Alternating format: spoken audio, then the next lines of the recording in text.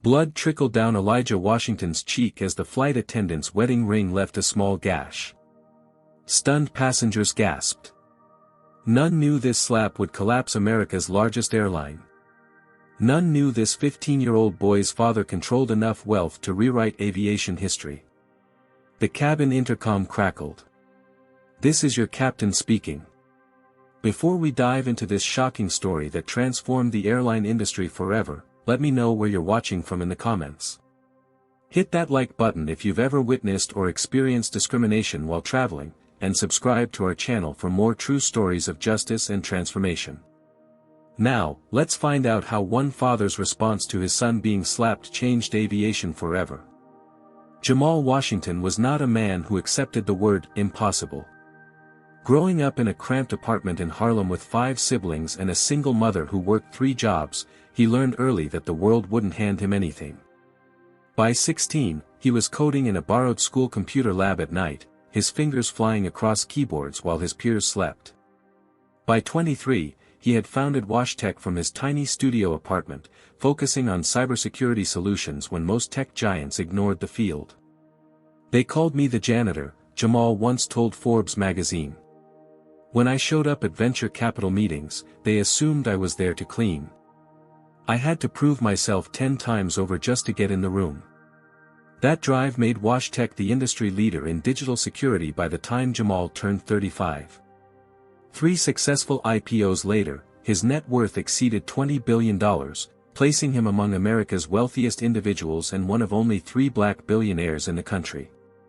His portrait hung in the National Museum of African American History, showing a stern-faced man with intelligent eyes and a closely trimmed beard, elegant in his tailored suit but unmistakably uncomfortable with the attention. Despite his wealth, Jamal encountered racism daily. Sales associates followed him in high-end stores. Restaurants claimed to be fully booked until his assistant called using a different name. Car dealerships insisted on speaking with the actual buyer when he browsed showrooms. Once, security guards detained him while he was inspecting a property he already owned. "Money doesn't make you white in America," he told his son Elijah during one of their weekly dinner conversations. "It just gives you a better view of the problem." Elijah Washington inherited his father's quiet intensity and analytical mind. At 15, he was already taking college-level courses online while attending Westridge Academy, an exclusive private school where he was one of only 7 black students in his grade. Lanky and thoughtful, with his mother Serena's warm brown eyes, Elijah navigated between worlds. Among wealthy peers, he downplayed his family's fortune, preferring to blend in rather than stand out. In Harlem, visiting his grandmother's neighborhood, he felt both connected to and removed from his roots. "You carry 2 legacies," Jamal told him. "Your ancestors who survived the unimaginable, and the responsibility that comes with our position now. Both require you to stand tall." Jamal worked tirelessly to give Elijah normal experiences despite their extraordinary circumstances. They attended basketball games incognito, Jamal in hoodies and baseball caps. They took the subway occasionally, Jamal pointing out the infrastructure investments needed in different neighborhoods. And sometimes, they flew commercial instead of using the family's Gulfstream jet, which Jamal insisted was important for Elijah to understand how the world actually works. That's why, on June 12, they booked first-class tickets on Continental Airways Flight 2857 from New York to Atlanta. Elijah's grandmother Pauline was celebrating her 75th birthday, and while the Washingtons could have easily flown private, Jamal believed this trip provided an educational opportunity. Continental was America's largest carrier, with over 5,000 daily flights and a market capitalization of nearly $40 billion. It was also facing a quietly growing number of discrimination complaints that airline executives had systematically buried. What Continental's leadership didn't realize was how deeply the Washington family's influence extended into transportation and technology industries. WashTech provided security systems for 37 major airports. Washington Capital had significant investments in aircraft manufacturing. The Washington Foundation funded transportation equity studies examining racial disparities in travel experiences. Continental CEO Richard Davenport had even attended the same charity gala as Jamal 2 months earlier but had brushed past him with a cursory handshake, never recognizing that the unassuming black man in the corner was one of America's most influential business leaders. That oversight would soon cost him everything. Elijah Washington adjusted his backpack strap and handed his boarding pass to the gate agent at JFK's Terminal 5. The agent glanced between the pass and Elijah's face, her expression shifting subtly before she scanned the document. "First class is boarding now through the left lane," she said, her tone neutral as she returned his pass. Elijah nodded politely and walked toward the jet bridge alone. His father had stepped away to take an urgent call from Singapore, promising to board before final call. This wasn't unusual. Jamal Washington operated across time zones, and Elijah was accustomed to his father's brief business interruptions. Continental Airways prided itself on its first-class service, especially on its transcontinental and major domestic routes. Flight 2857 to Atlanta featured the airline's premier domestic configuration, spacious leather seats, complimentary premium cocktails, and attentive service from its most experienced flight attendants. Brittany Reynolds had been with Continental for 15 years, having joined right after college. At 37, she considered herself a consummate professional who had seen it all: celebrities traveling incognito, Wall Street executives too drunk to stand, entitled passengers demanding impossible accommodations. With blonde hair pulled into a tight bun and expertly applied makeup that concealed growing fatigue lines, she projected practiced efficiency. What passengers didn't see was Brittany's mounting personal frustration. Her divorce 3 years earlier had left her financially strained despite her senior position. Continental's recent contract negotiations had frozen wages while executives received record bonuses. She was struggling to make payments on her condo in Queens, and her application for a management position had been rejected last month in favor of a younger, less experienced colleague. "It's always about who you know, not what you know," she had complained to her coworker that morning as they prepared the galley. 15 years of perfect evaluations, and Derek gets promoted after 3 because he plays golf with Michaels. As Elijah approached row 2, seat A, Brittany was arranging welcome champagne flutes for the 8 first-class passengers. She glanced up, her eyes quickly assessing the teenager in designer jeans and a simple black hoodie, his backpack slung over one shoulder. "Excuse me," she said, moving to block his path. "First class is boarding now. The main cabin will begin boarding shortly." Elijah stopped. "I'm in 2A, he said quietly, extending his boarding pass. Brittany frowned slightly, taking the document. She studied it longer than necessary before returning it with a tight smile. "Of course. Would you like help finding your seat?" "No, thank you," Elijah replied, sliding past her into the window seat. Brittany continued her preparations, but her eyes drifted repeatedly toward Elijah. When a middle-aged white couple boarded moments later for seats 2B and 2C, she greeted them warmly without checking their boarding passes. "Welcome aboard, Mr. and Mrs. Donovan. So lovely to see you again. Can I get you started with champagne or perhaps our signature Manhattan?" Elijah noticed the difference in treatment but remained silent, pulling out his physics textbook as more passengers filed aboard. His father had prepared him for these moments. "Document, don't escalate," Jamal had taught him. "There's a time for confrontation and a time for observation." As the cabin filled, a corpulent white businessman in his 50s took seat 1D across the aisle. Tyler Harrison was a real estate developer from Manhattan, a Continental Platinum Elite member who traveled weekly. He immediately began arranging his belongings, spreading newspapers across his seat and the empty one beside it, dropping crumbs from a bagel he'd brought on board. "Brittany, darling," he called out. "The usual Bloody Mary, extra spicy. This morning's been hell." "Coming right up, Mr. Harrison," Brittany responded cheerfully, rushing to prepare his drink while ignoring the scattered mess. When she returned to offer pre-departure beverages to the rest of first class, she approached Elijah last.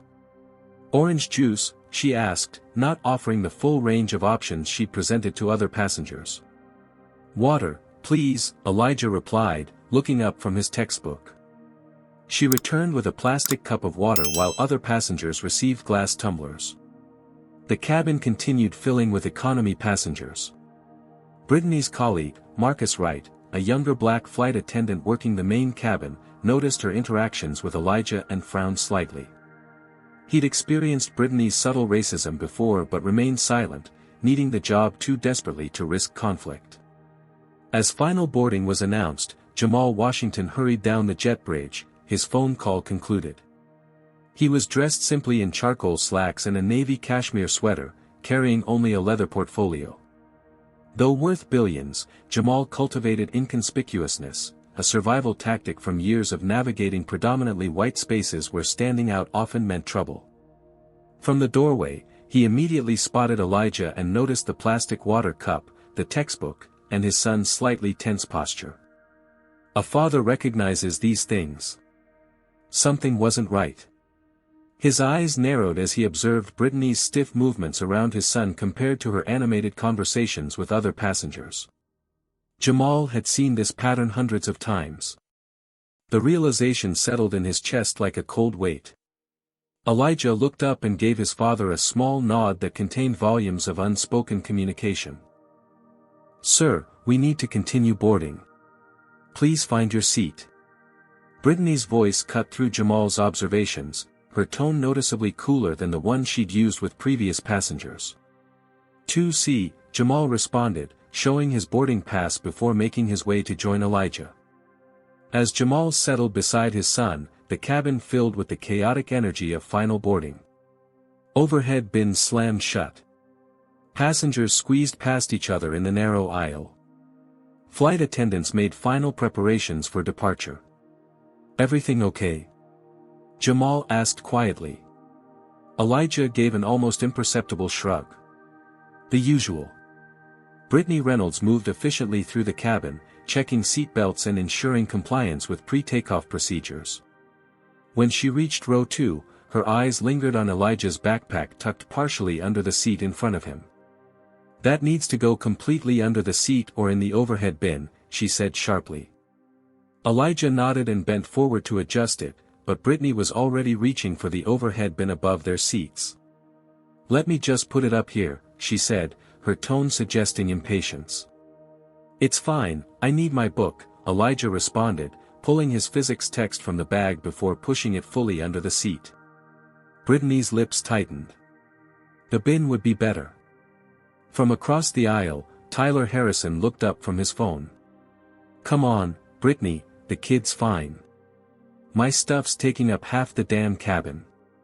He gestured to his belongings sprawled across 2 seats and spilling into the aisle. Brittany's face flushed. She disliked being corrected, especially in front of other passengers. "I'm just following protocol, Mr. Harrison." "Seems like selective protocol to me," Harrison muttered, loudly enough for nearby passengers to hear. The tension in the cabin ratcheted up several notches. Jamal placed a calming hand on Elijah's arm, silently communicating patience. Brittany turned away, visibly flustered, and continued her preparations.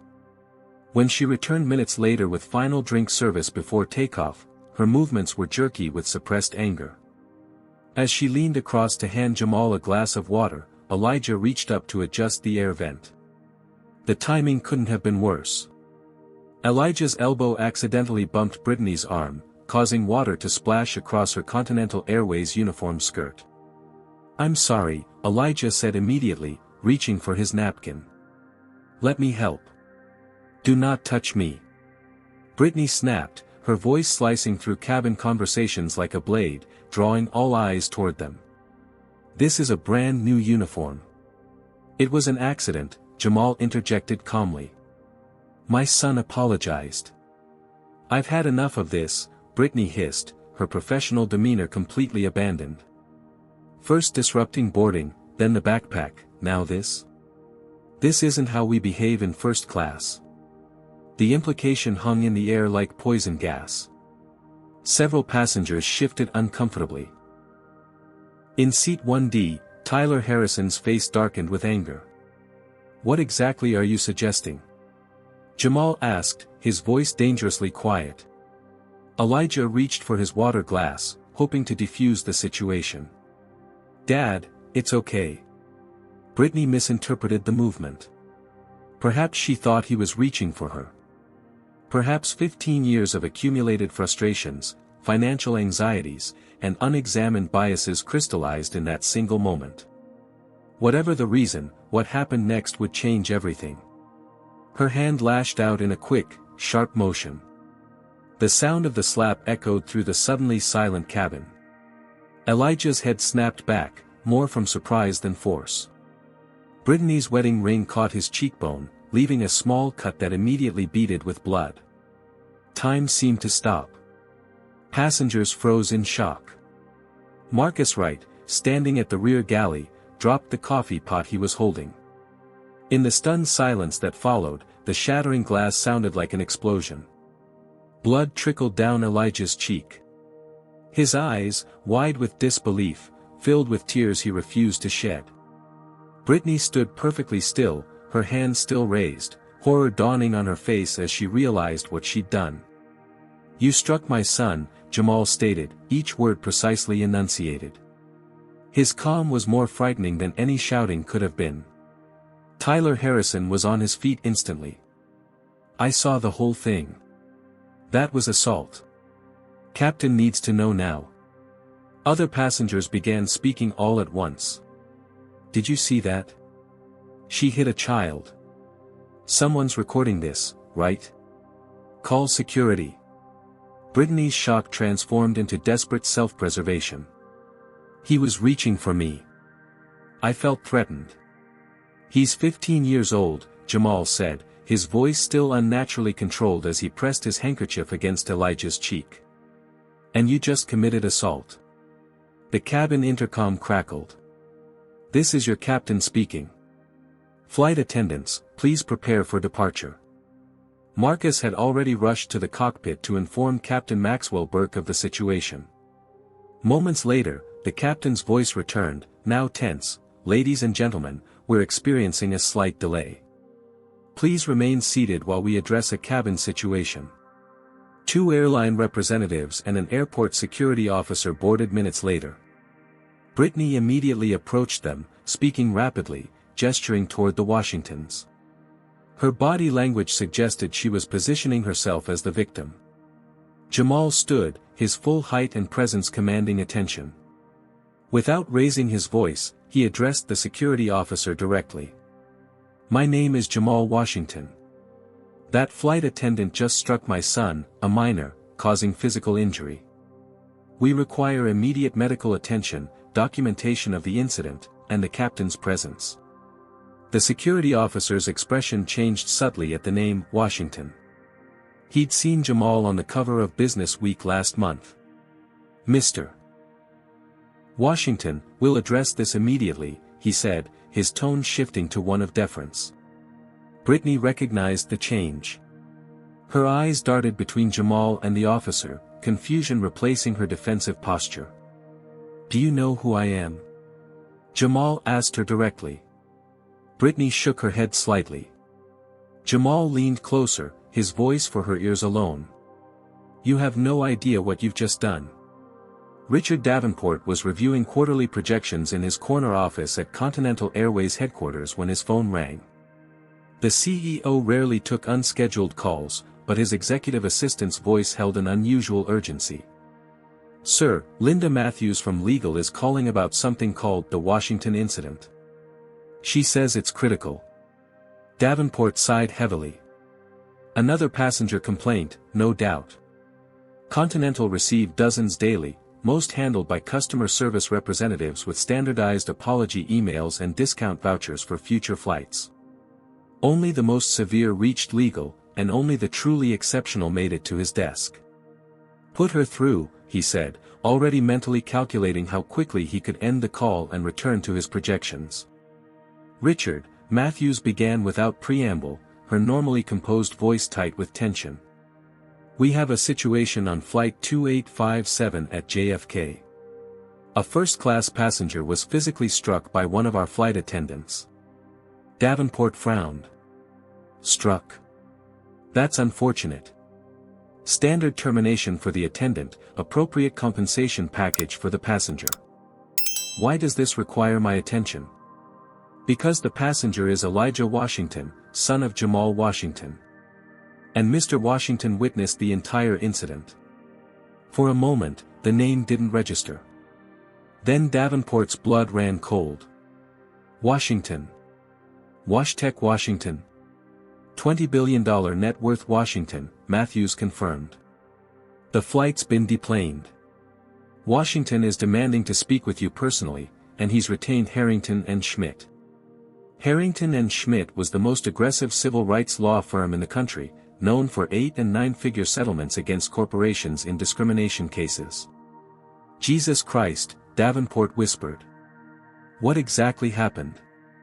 As Matthews detailed the incident, Davenport's mind raced through implications. Continental had successfully buried dozens of discrimination complaints over the years, a well-oiled machine of confidential settlements and strategic PR. But this was different.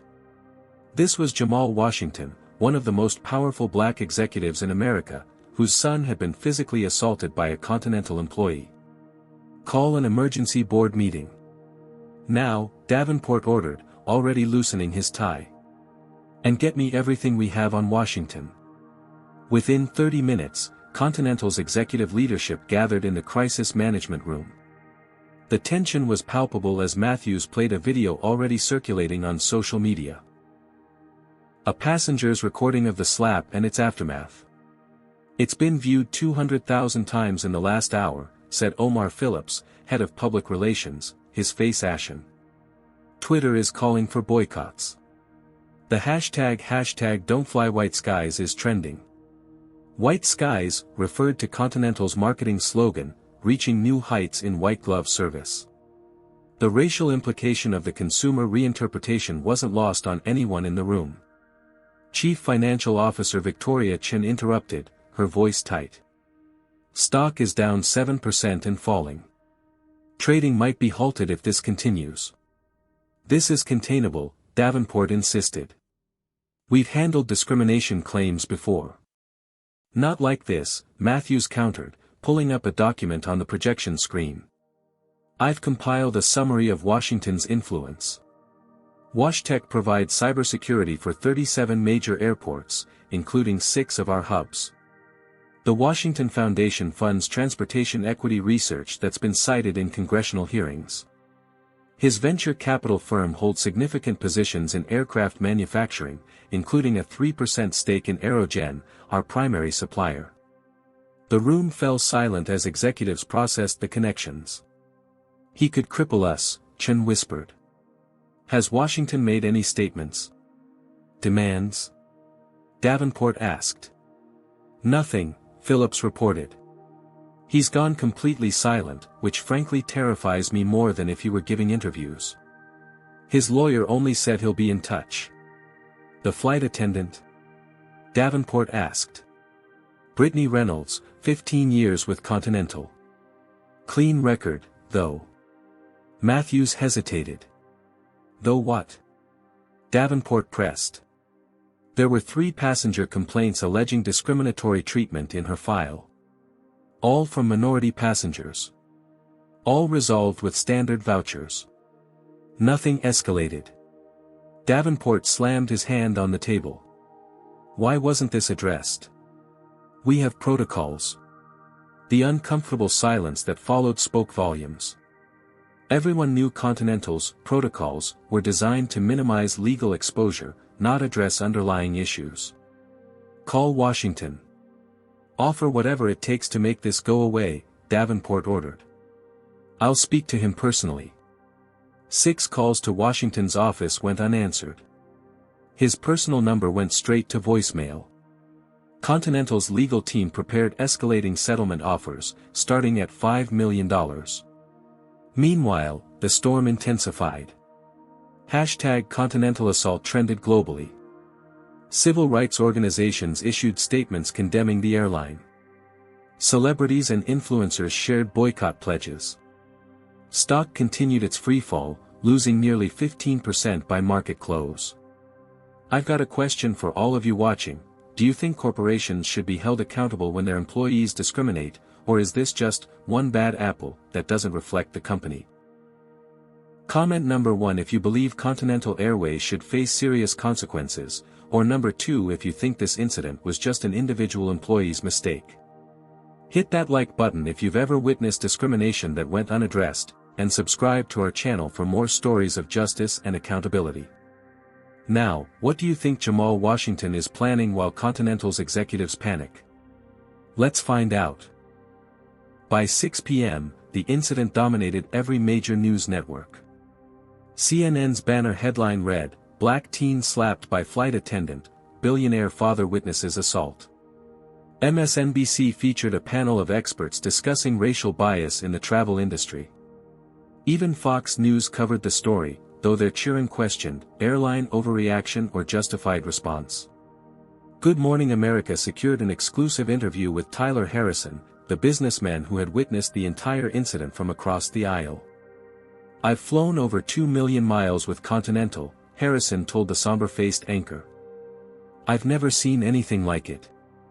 The Washington kid was polite, quiet, reading a physics textbook, for God's sake. That flight attendant targeted him from the moment he boarded. "I watched her check his boarding pass twice while not checking anyone else's. I watched her give him a plastic cup while everyone else got glass." When she hit him, Harrison's voice cracked slightly. "When she hit him, I couldn't believe what I was seeing. That could have been my son." Harrison's testimony proved devastating for Continental, lending credibility to allegations of discrimination from a white, wealthy, frequent flyer who had no connection to the Washingtons. By evening, investigative journalists were digging deeper. The New York Times published a damning article titled "Pattern of Prejudice: Continental's Discrimination Problem." The piece revealed that Continental had settled 27 discrimination complaints in the past 5 years, all with confidentiality agreements. Former employees spoke anonymously about an unwritten policy of extra scrutiny for passengers who didn't fit the Continental profile. The Washington Post interviewed Marcus Wright, the black flight attendant who had witnessed the incident. Though clearly nervous about potential repercussions, Wright confirmed that Brittany Reynolds had a reputation among minority crew members. "We called it flying while black with Brittany," Wright admitted. "We knew to be extra careful on her flights because she'd report you for the smallest infractions." Several colleagues requested not to work with her, but management ignored the requests. Continental's hastily arranged press conference only exacerbated the crisis. CEO Richard Davenport appeared visibly uncomfortable, reading a prepared statement that struck many as inadequate. Continental Airways deeply regrets the unfortunate incident aboard Flight 2857. The behavior displayed does not reflect our company values. The employee in question has been placed on administrative leave pending investigation. We are reaching out to the affected passengers to address their concerns directly. When pressed about Continental's history of discrimination complaints, Davenport grew defensive. "I reject the premise that Continental has any systemic issues with racial bias. This isolated incident." The room erupted with shouted questions. How is it isolated when you've settled 27 similar complaints? Why was Reynolds still employed after multiple discrimination reports?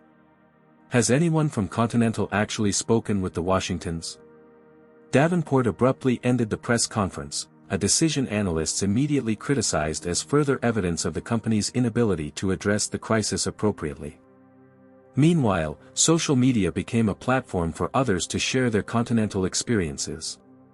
The hashtag #FlyingWhileBlack collected thousands of stories from black passengers who had faced similar treatment, not just on Continental, but across the industry.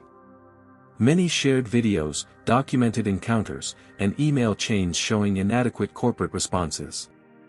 A particularly viral post came from Grammy-winning artist Deion Jackson, who tweeted, "Continental flight attendant made me move from first class to coach until boarding completed to verify my ticket 3 years ago.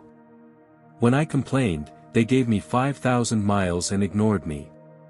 Time for change." #FlyingWhileBlack #Continental Assault. By day's end, Continental's stock had dropped 22%, erasing nearly $9 billion in market value. Competitors scrambled to distance themselves, with Delta and United both announcing expanded diversity training programs and independent audits of their customer complaint systems. Throughout this media tsunami, the Washington family maintained complete public silence, which only intensified speculation. CNN's business analyst noted, "Washington's silence speaks volumes. He doesn't need press conferences or social media. This is a man who controls enough wealth and influence to remake an industry from behind the scenes." For 15-year-old Elijah, watching the story unfold was surreal. The small bandage on his cheek had become a symbol in news graphics and social media memes. His school friends texted constantly, oscillating between concern and excitement at his sudden fame. Some classmates he barely knew suddenly wanted to connect. Others, particularly some white peers whose parents worked in aviation, grew distant. In the privacy of the Washington family's Upper East Side penthouse, Elijah struggled with mixed emotions.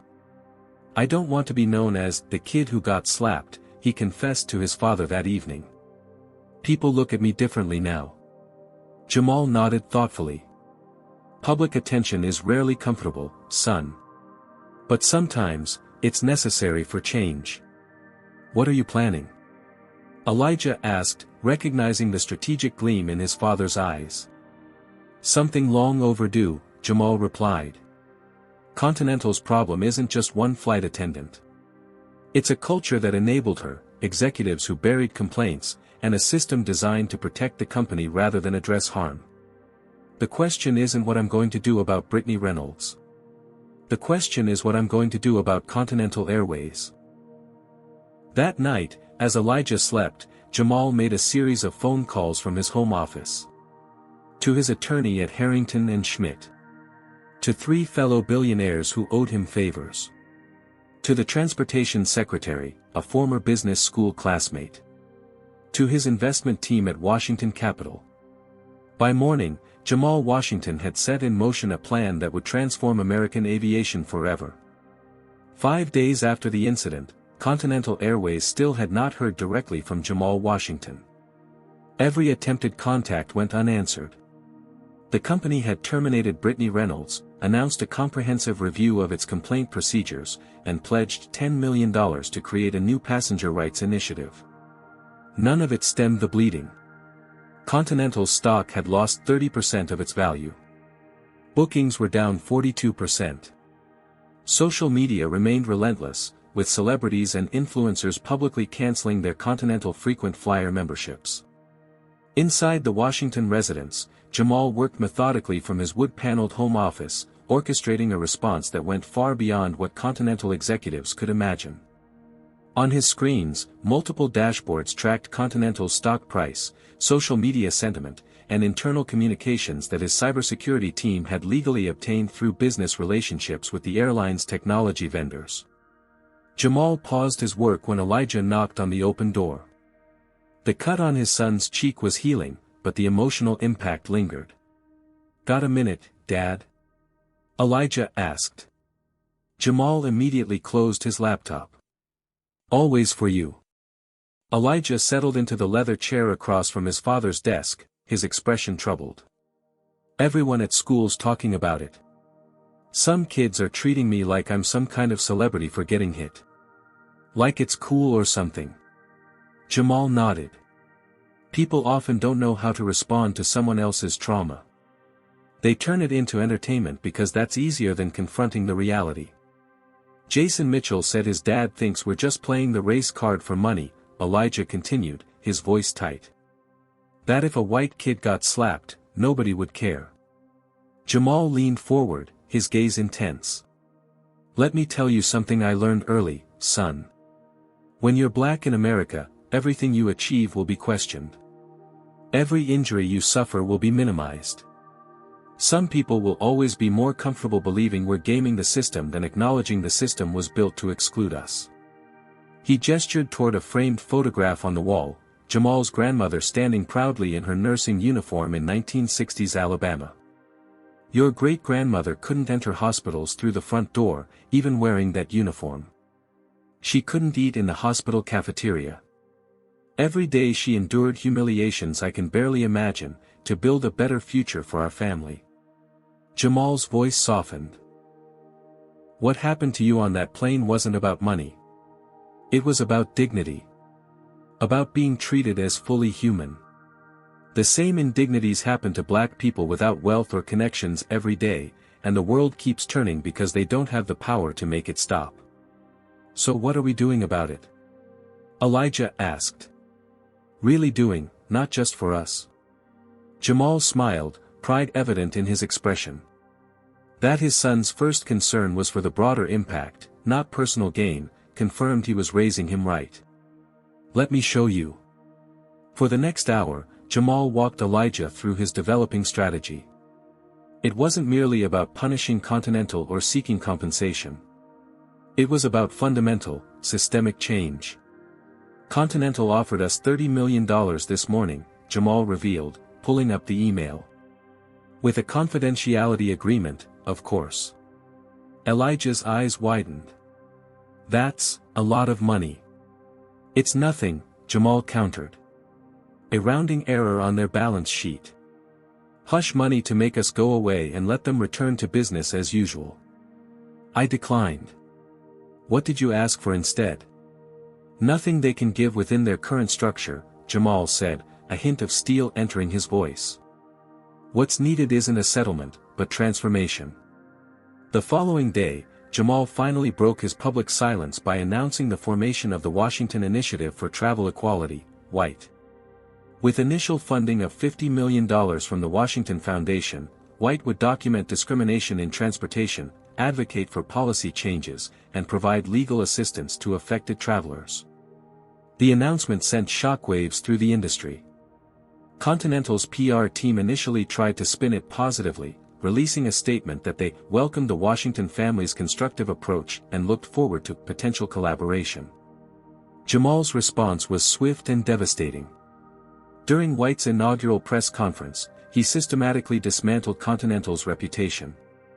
Continental Airways has settled 27 discrimination complaints in 5 years while implementing 0 structural changes. They've terminated Ms. Reynolds as if she were the disease rather than a symptom. Their passenger demographics show first-class cabins that are 94% white on an airline serving cities that are, on average, 40% minority. Their executive team includes no black vice presidents. Their board has one token person of color who also serves on 11 other boards. He paused, his gaze sweeping across the assembled journalists. This isn't about one slap or one flight attendant. This is about an industry that has systematically devalued the dignity and humanity of passengers of color since commercial aviation began. And it ends now. The press conference dominated news cycles for days. Continental's attempts to counter the narrative fell flat. When Brittany Reynolds gave a tearful interview claiming she'd been scapegoated for a momentary mistake, social media erupted with previously undisclosed incidents from passengers who had experienced similar treatment from her. Meanwhile, behind the scenes, Jamal was implementing the most audacious part of his plan. Through a network of shell companies and investment vehicles, Washington Capital had begun systematically acquiring Continental Airways stock as the price plummeted. Each press release, each new revelation, each viral video drove the price lower, and Jamal bought more. By the end of the second week, his team had quietly amassed a 7% stake in the company. By the end of the third week, as panic selling continued, they controlled 12%. Continental's executives remained oblivious, focused entirely on crisis management and stemming customer exodus. Their quarterly earnings call was a disaster, with Davenport fumbling questions about discrimination policies and diversity initiatives. Then came the moment that changed everything. Brittany Reynolds, increasingly isolated and vilified, released a bombshell statement through her attorney. Continental Airways management was aware of previous complaints about my treatment of minority passengers. In 2019, after 2 formal complaints, I was scheduled for customer interaction training that was repeatedly canceled due to budget constraints. My supervisor told me explicitly not to worry because, and I quote, "These complaints never go anywhere, especially from those passengers." The statement included emails corroborating her account, exposing Continental's systemic negligence. Reynolds' attempt at self-preservation instead confirmed the institutional nature of the problem. Continental's stock plunged another 15% in a single day. And Jamal Washington kept buying. The letter arrived on Richard Davenport's desk on a Tuesday morning, 43 days after the incident on Flight 2857. The Continental CEO had aged visibly in the past 6 weeks, his once confident demeanor replaced by haggard exhaustion. The company had lost nearly 40% of its market value. Bookings remained depressed despite aggressive discounting. Key institutional investors were privately expressing concerns about leadership. The envelope bore the WashTec logo, Jamal Washington's primary company. Davenport's hands trembled slightly as he opened it. The contents were brief and devastating. Pursuant to SEC regulations, this letter serves as official notification that Washington Holdings LLC, Washington Capital Partners, and affiliated entities have acquired a combined 27.3% equity stake in Continental Airways Incorporated, making our consortium the largest shareholder. As such, we are requesting an emergency meeting of the Board of Directors to discuss significant governance concerns, including potential leadership changes. Sincerely, Jamal Washington. Davenport read the letter 3 times, his mind struggling to process its implications. 27%. In just 6 weeks, Washington had acquired more than a quarter of the company without triggering any alarms. He immediately summoned Continental's legal team and investment bankers. The emergency meeting that followed was chaotic. How did we miss this? Davenport demanded, slamming the letter on the conference table. 27% doesn't happen overnight. Chief Legal Officer Patricia Moore looked equally stunned. The purchases were made through multiple entities, each staying below the 5% threshold that would require SEC disclosure. It's called a creeping acquisition. Perfectly legal, but designed to catch us off guard, Davenport finished. Can we stop him? The investment banker from Goldman Sachs cleared his throat uncomfortably. A poison pill defense might be possible, but it would likely trigger shareholder lawsuits given the circumstances. Washington has cultivated enormous public sympathy. And he may not be done buying, added Victoria Chen, the CFO. Our stock is still depressed. He could easily increase his position. What does he want? Davenport asked, though he already knew the answer. Control, Moore said simply. And given the current sentiment among other shareholders, he might get it. Continental's board convened the following day. The tension in the boardroom was palpable as directors grappled with the existential threat facing the airline. Several had already received calls from Washington or his representatives, testing their loyalty to current management. Davenport proposed a desperate measure, White Knight defense, seeking acquisition by United Airlines to prevent Washington's takeover. Absolutely not, countered Gregory Winters, Continental's longest-serving director. United would gut us for parts. Besides, the Justice Department would never approve it on antitrust grounds. Then what's your solution? Davenport snapped. Before Winters could respond, the boardroom doors opened. Jamal Washington entered, followed by 2 attorneys from Harrington and Schmidt. Though invited as the largest shareholder, his arrival still sent a shock through the room. In person, Washington projected quiet authority. Dressed impeccably in a charcoal suit with no tie, he took a seat at the far end of the table without waiting for an introduction. Ladies and gentlemen, he began, his voice measured, I appreciate you accommodating this meeting on short notice. I'll be direct. Continental Airways has a systemic discrimination problem that current leadership has repeatedly failed to address. This failure has damaged the company's reputation, destroyed shareholder value, and most importantly, harmed countless passengers who deserved dignity and respect. Davenport attempted to interject, but Washington continued seamlessly. Over the past 6 weeks, my team has interviewed 73 former Continental employees and reviewed over 5,000 passenger complaints. The pattern is undeniable and the corporate response has been consistently inadequate. He slid folders to each board member. You'll find detailed documentation of discrimination incidents, management responses, and statistical analyses showing disparate treatment of minority passengers. You'll also find my plan for comprehensive reform, which will require new leadership. This is outrageous, Davenport sputtered. You're exploiting one unfortunate incident to seize control of an airline. Washington's expression remained unchanged. Mr. Davenport, this is not about one incident. This is about a pattern of discrimination that you and this board have systematically ignored. As for seizing control, I've legally purchased shares in an undervalued company. That's capitalism. The room fell silent as directors paged through the folders, their expressions growing increasingly troubled. Washington continued, I've also spoken with institutional investors representing another 32% of outstanding shares. They've indicated support for leadership changes. The implication was clear. Between Washington's shares and supporting institutions, he potentially controlled nearly 60% of the company. You're bluffing, Davenport challenged, but his voice lacked conviction. The shareholder meeting is in 3 weeks, Washington replied calmly.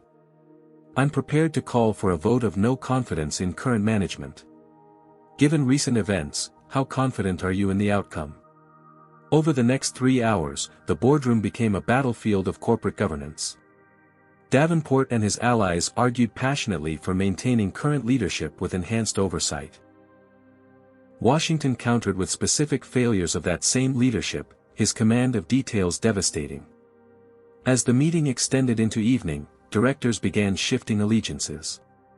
Washington's reform plan, far more comprehensive than anything Continental had proposed, addressed not just discrimination but operational inefficiencies his team had identified during their research. By midnight, it was over. The board voted 9-4 to accept Washington's leadership proposal, including Davenport's resignation and a transitional CEO until a permanent replacement could be found. 2 weeks later, at an extraordinary shareholder meeting, Jamal Washington was elected chairman of Continental Airways. His acceptance speech, broadcast live across business networks, would be studied in business schools for years to come. Transportation is not a luxury, it is a fundamental right in modern society. When we allow discrimination to persist in our transportation systems, we are effectively restricting the movement and opportunities of entire communities. Continental Airways will now lead the industry in creating truly equitable travel experiences, not because it's good publicity, but because it's good business.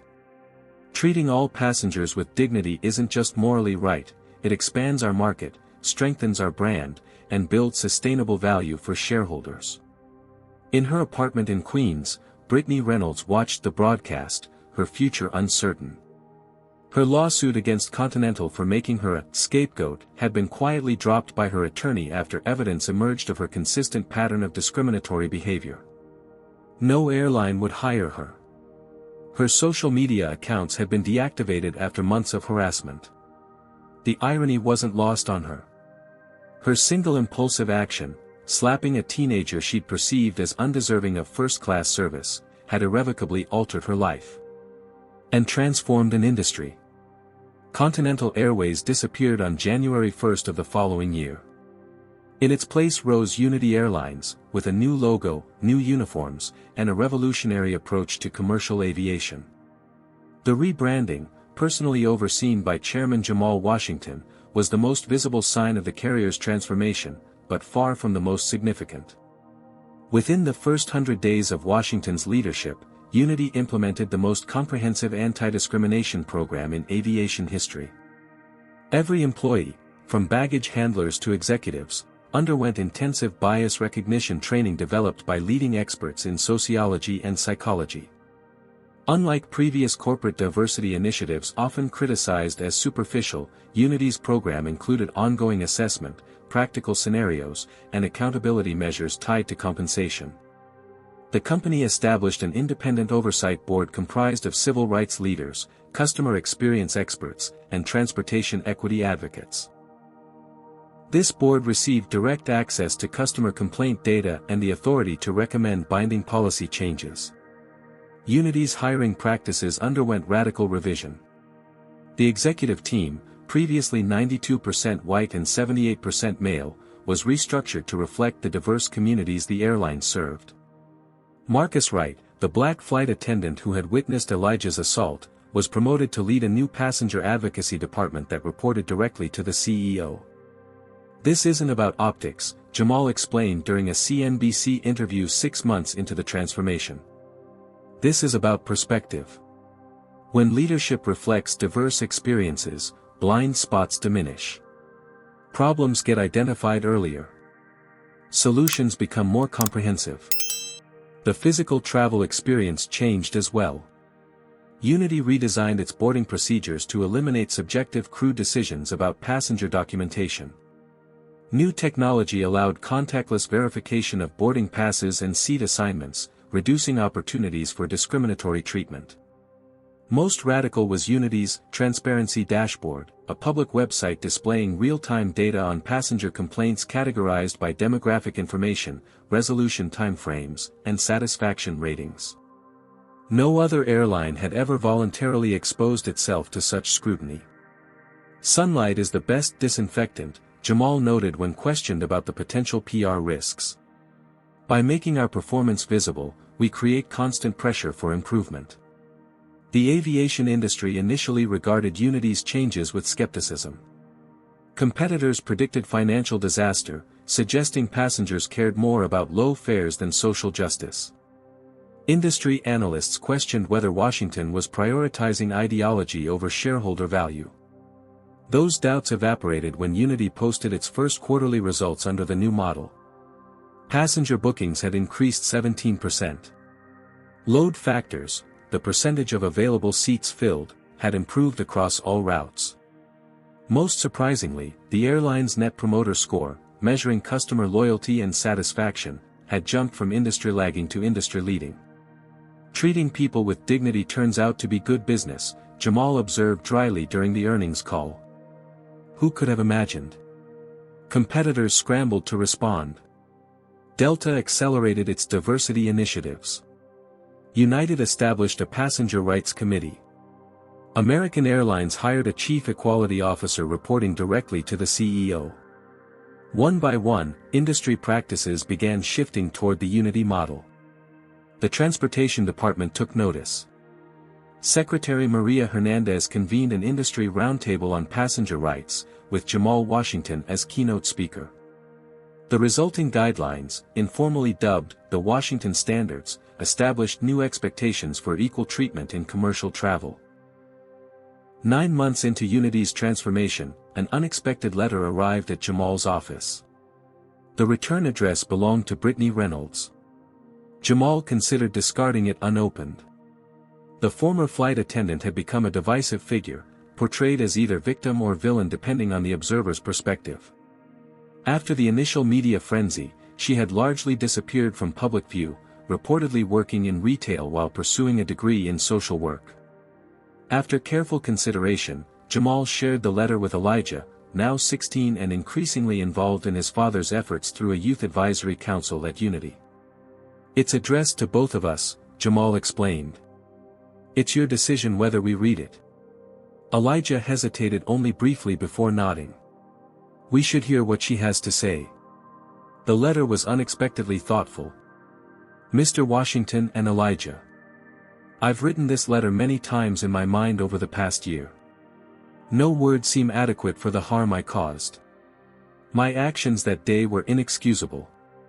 While I've lost my career and reputation, I recognize these consequences pale compared to the trauma I inflicted on a 15-year-old who did nothing wrong. The past year has been a painful journey of self-examination. Working with a therapist, I've confronted unconscious biases I long denied. I've had to honestly ask myself why I reacted differently to Elijah than to other passengers. The answers were uncomfortable but necessary. I'm not writing seeking forgiveness or employment. I'm writing because your response to my terrible action has transformed not just an airline, but conversations about dignity and equality in everyday interactions. What you've built at Unity Airlines has become a model beyond transportation. I'm now studying social work and volunteering with a community organization addressing systemic racism. If anything positive can come from my grave mistake, perhaps it's this: one more person committed to being part of the solution rather than the problem. With deepest regrets and sincere admiration for your work. Brittany Reynolds. Elijah was quiet after reading the letter, his expression thoughtful. "Do you think she's sincere?" he finally asked. "I think sincerity is less important than impact," Jamal replied. "If her experience leads to genuine change in her behavior and choices, that matters more than her feelings about it." 2 weeks later, Jamal made a decision that surprised many. Unity Airlines launched an industry-first, Accountability to Action program, hiring reformed individuals with documented histories of discriminatory behavior to serve as trainers in its corporate education program. Their first-hand testimonials about recognizing and addressing bias became a powerful component of Unity's approach.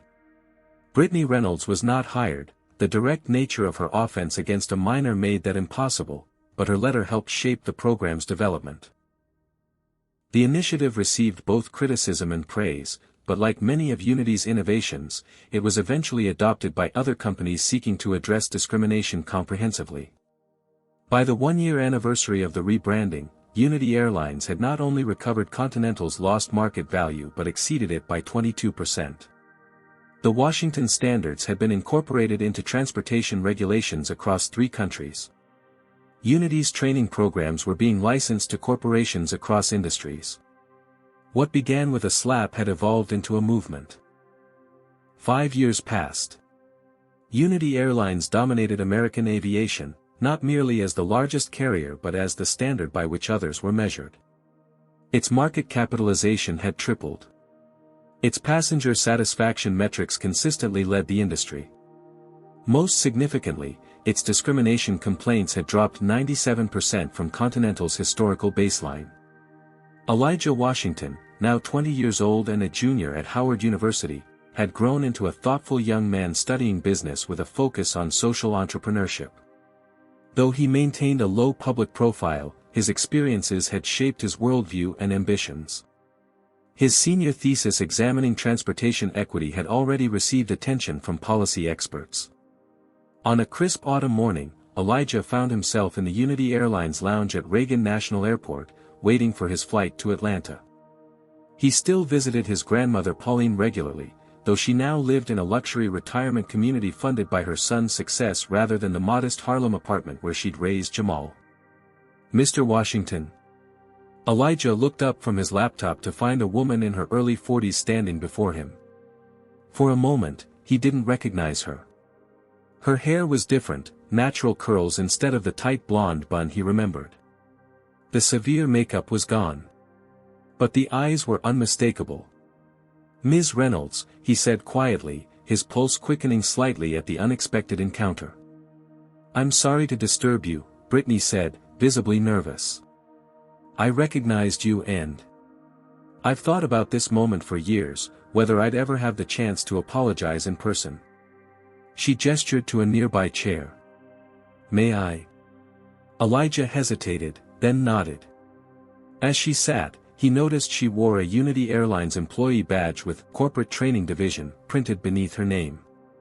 "You work for Unity?" he asked, surprised. 3 years now," she confirmed. "Not as cabin crew, obviously. I work in the Accountability to Action program, sharing my story with new employees. Your father's organization gave me a second chance I didn't deserve." The irony wasn't lost on Elijah. "I wasn't aware my father had hired you." "He didn't personally.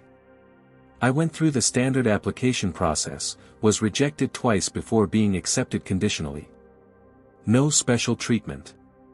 She smiled faintly. "Quite the opposite, actually. I'm probably the most closely monitored employee in the company."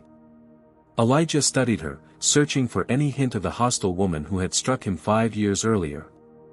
He found none. "My behavior that day was inexcusable," Brittany continued.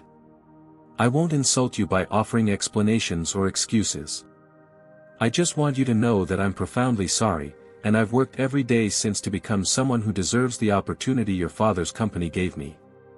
Elijah was silent for a long moment. The memory of that day.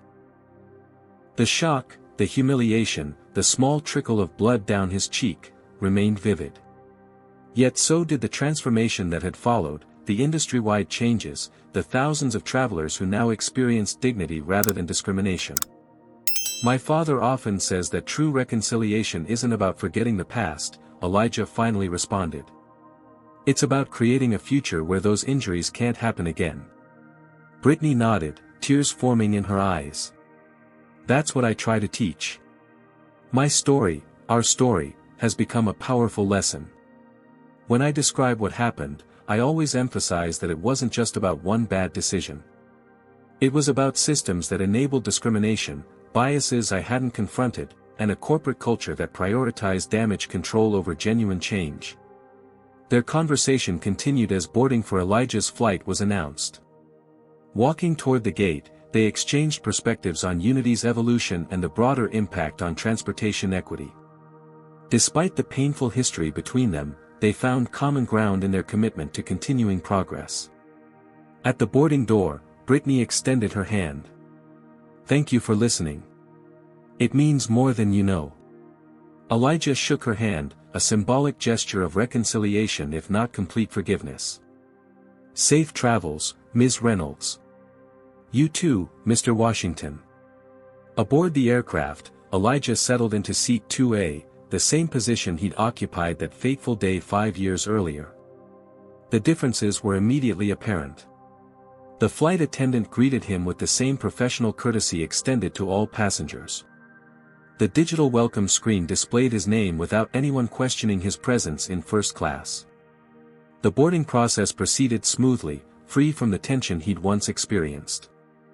As the plane pushed back from the gate, the captain's voice came over the intercom. Ladies and gentlemen, welcome aboard Unity Airlines Flight 522 to Atlanta.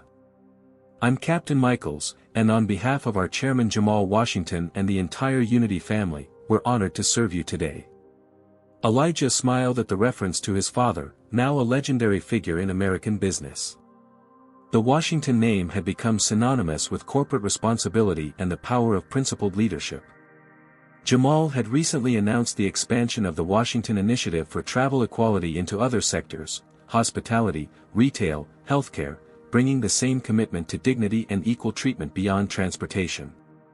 The annual Unity in the Skies conference had become the premier corporate responsibility event, drawing executives from Fortune 500 companies eager to implement similar transformations.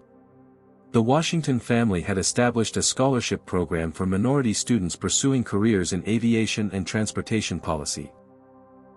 20 Washington scholars were currently studying at universities across the country, preparing to carry forward the mission of equality in movement. As Unity Flight 522 reached cruising altitude, Elijah opened his laptop to review notes for his upcoming presentation at the Scholarship Program Symposium. His phone chimed with a text from his father. Just heard you met Brittany Reynolds today. How are you feeling? Elijah typed thoughtfully, I'm okay. Strange to see her after all this time, but it felt important somehow. Full circle. Jamal's response came quickly, that's the thing about circles. They keep moving forward even as they return to their starting points.